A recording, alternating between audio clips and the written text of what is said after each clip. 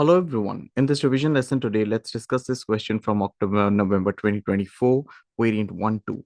This particular question that we see in front of us is in continuation to the first part, that is 6A, and the question number 6 was on the study that was conducted by Hassett et al. That we've discussed in the previous revision lesson.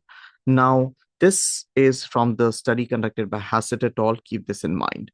Explain one strength of this study in relation to observations.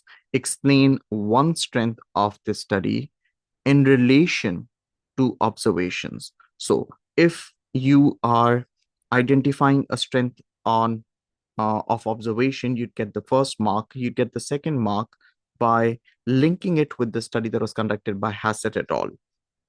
If we talk about the strengths in terms of observation. First, one strength of using observation in this study is that the interactions were videotaped. This allows for objective measurement of the monkey's behavior. When you record something on video, you can go back and review the footage. So it's easier to track and quantify exactly what had happened.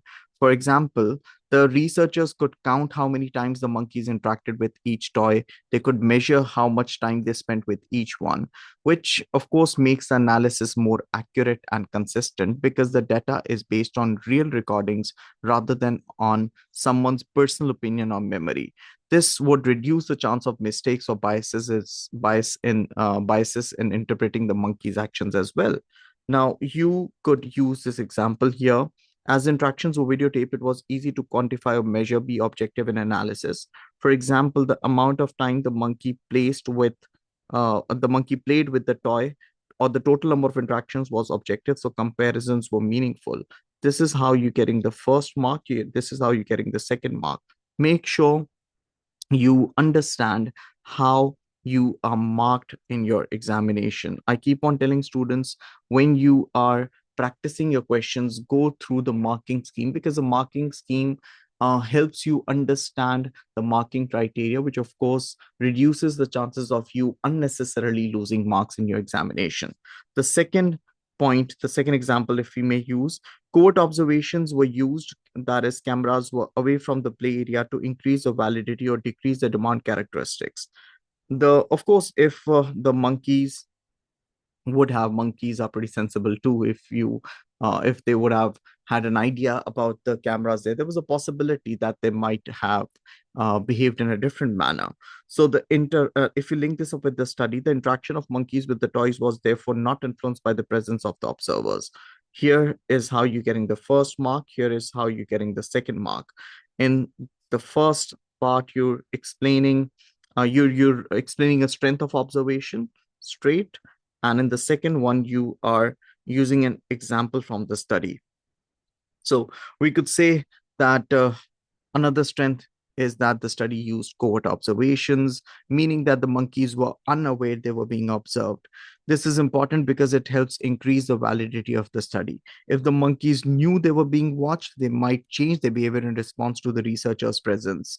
For example, they might have acted in a way that they think or they thought was expected of them or acceptable.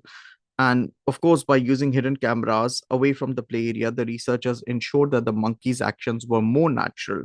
This would make the findings more reliable as well, because the monkey's true preference was observed without any hindrance or interference. The third example, which again could be used, two observers analyze the videotapes using the same checklist. This is how you're getting the first mark. So this ensured that the behavior was coded correctly, or the time interacting was measured accurately. The first mark like this, and the second one from here.